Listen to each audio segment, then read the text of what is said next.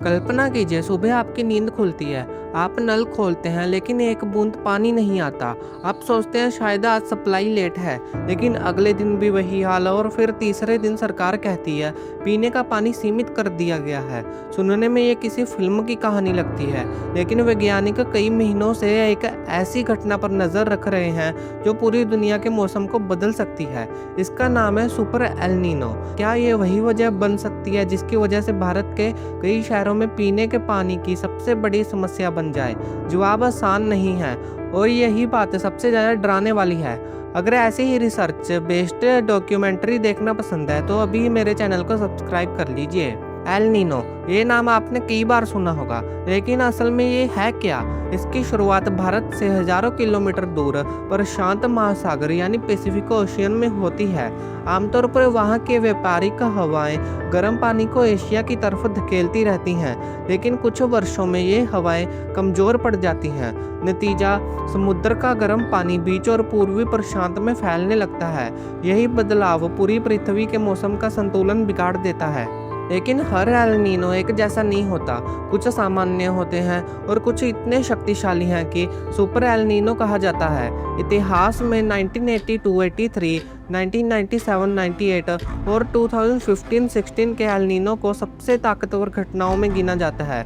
1997-98 वाले El Nino से दुनिया भर में बाढ़, सूखा और जंगलों की आग जैसी घटनाओं से हजारों लोगों की जान और अरबों डॉलर का नुकसान हुआ। अब सवाल है 2026 की चर्चा क्यों हो रही है? कई जलवायु वैज्ञानिकों का मानना है कि लगातार बढ़ती ग्लोबल वार्मिंग की वजह से भविष्य के एल नीनो पहले से ज़्यादा शक्तिशाली हो सकते हैं। हालांकि इस समय यह निश्चित रूप से नहीं कहा जा सकता कि 2026 में सुपर एल नीनो आएगा। ऐसे पूर्वानुमान कई महीनों पहले ही अधिक भरोसेमंद बनते हैं, लेकिन अगर एक शक्तिशाली एल नीनो विकसित होता है तो भारत उसके सबसे बड़े प्रभावित देशों में से एक हो सकता है। भारत की लगभग आधी खेती अब भी मानसून पर निर्भर है। हमारे साल भर की बारिश का करीब 70% हिस्सा जून से सितंबर के बीच होता है। अगर इसी समय मानसून कमजोर पड़ जाए तो असर सिर्फ खेतों तक सीमित नहीं रहता। नदियाँ, बांध, झीलें और भूजल सब पर दबाव पड़ने लगता है। यही से शुरू होती है असल समस्या। आप सोच सकते हैं कि भारत में तो बड़े बड़े बांध हैं, फिर पीने के पानी की कमी कैसे होगी? क्योंकि भारत दुनिया की लगभग 18% आबादी का घर है, लेकिन हमारे पास दुनिया के कुल मीठे पानी का सिर्फ लगभग 4% हिस्सा है। यानी शुरुआत से ही हमारे संसाधन सीमित हैं।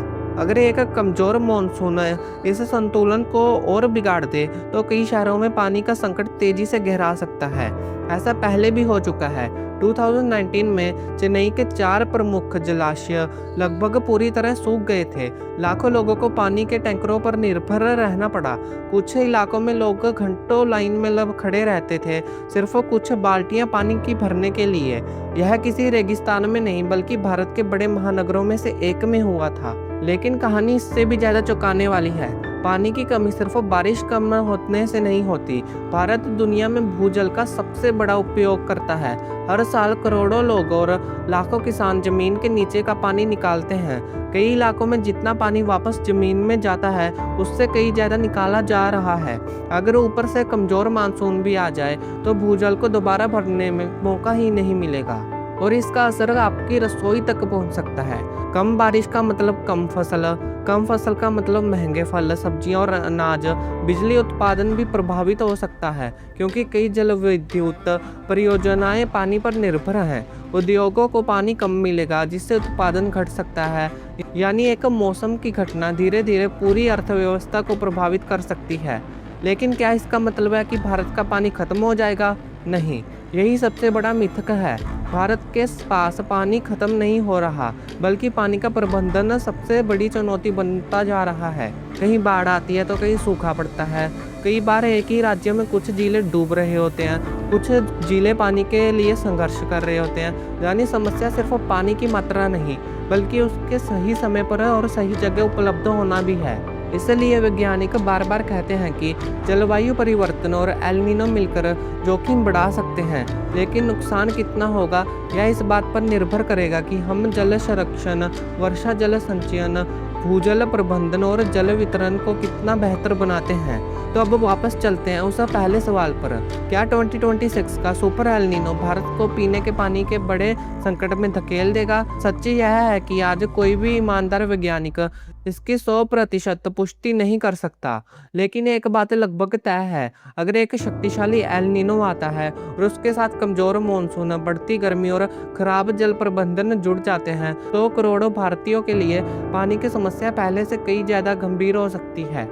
कभी कभी सबसे बड़ा खतरा वह नहीं होता जो अचानक आता है, सबसे बड़ा खतरा वह होता है जो धीरे धीरे हमारी आंखों के सामने बढ़ता रहता है, और जब हमें उसकी गंभीरता समझ आती है तब तक बहुत देर हो चुकी होती है। शायद इसलिए आज सवाल यह नहीं है कि अगला बड़ा संकट आएगा या नहीं। असली सवाल यह है कि जब वह हमारे दरवाजे पर दस्तक देगा तब हम क्या उसके लिए तैयार होंगे।